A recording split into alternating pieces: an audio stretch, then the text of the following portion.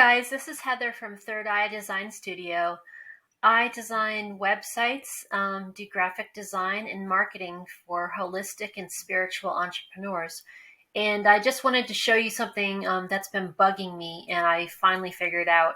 It's uh, it's how to get your digital products on Google Merchant services. I was using a plugin called Google Listings and Ads, and I put my feed in there.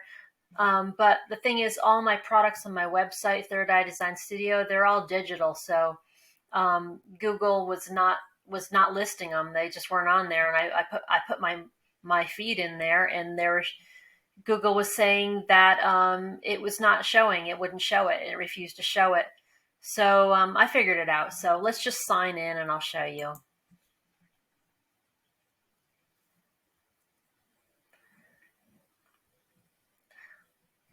So here we are, and I just put my feed in here.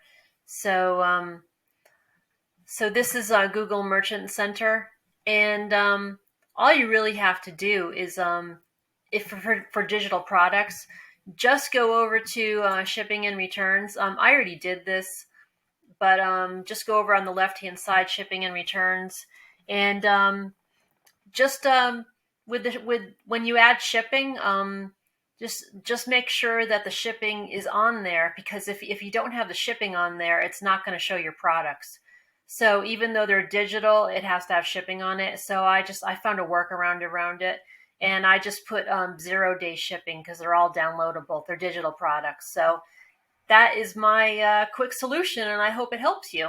This is assuming that you're working in WordPress on your website, and you've added the plugin Google Listings and Ads, and it just kind of walks you through getting your products on Google Merchant Circle.